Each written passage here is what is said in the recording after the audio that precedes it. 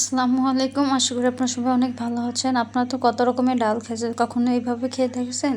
আজকে আমি আপনাদের সঙ্গে ডিম ডাল রেসিপিটা শেয়ার করব, যেটা খেতে খুবই মজা এবং অল্প কিছু পরিমাণতে এটা বানানো যায়। চলুন দেরি না করে ভিডিওটা শুরু করি।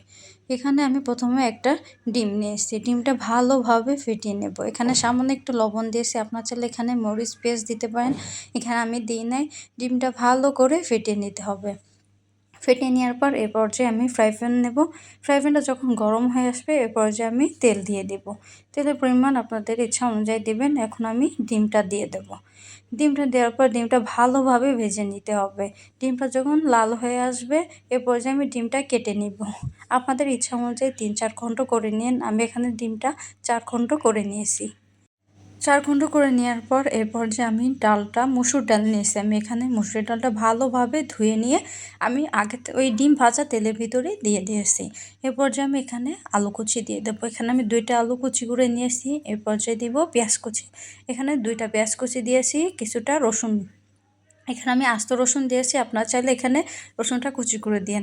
এখানে 4-5টা মরিচের ফালি এবং কয়েকটা শুকনা মরিচ দিয়েছি। এরপর যে আমি এখানে আদা রসুন পেঁয়াজ বাটা দিয়েছি, স্বাদ মতন লবণ, হাফ চা চামচ পরিমাণ মরিচের গুঁড়া এবং হাফ চা চামচ পরিমাণ হলুদের গুঁড়া।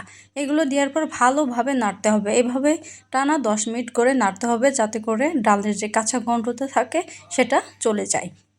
ঠিক এভাবে 10-15 মিনিট ভাজা নেওয়ার পর এখানে আমি পানি দিয়ে দেব। এখানে পানির পরিমাণটা খুবই কম দেবেন, যাতে করে ডালটা ভেঙে না যায়। ডালটা হাফ সিদ্ধ হলে এটা খেতে খুবই মজা হবে। এখানে আমি ঢাকনা দিয়ে ঢেকে দিয়ে ভালো করে ডালটা সিদ্ধ করে নেব। ঢাকনা দেওয়ার পর এখানে আমি 2-3 মিনিট জাল দিয়ে করে নিয়েছি। এরপর যে আমি ঢাকনাটা উঠিয়ে ভালোভাবে নেড়ে নেব। এখানে 3-4 মিনিট করে নেড়ে নিতে হবে, যাতে করে ভালো লাগে। আর আপনারা এখানে পানির পরিমাণটা খুবই কম দেওয়ার চেষ্টা করবেন, নাহলে ডালটা সম্পূর্ণ সিদ্ধ হয়ে যাবে। এখন আমি এখানে বাগার দেব। বাগার দেওয়ার জন্য আমি এখানে ফ্রাই প্যানে তেল দিয়ে নিয়েছি। এখানে 3-4টা রসুন কুচি এবং 2টা শুকনো মরিচ দিয়েছি। মরিচগুলো ভালোভাবে ভেজে নিতে হবে, যতটা লাল হয়ে আসবে। লাল হয়ে আসার পর এ পর্যায়ে আমি এখানে বাগার দিয়ে দেব। আপনার চাইলে এখানে জিরাও দিতে পারেন। এরপর যে আমি বাগার দেওয়ার পর এটা ভালোভাবে নেড়ে নেব।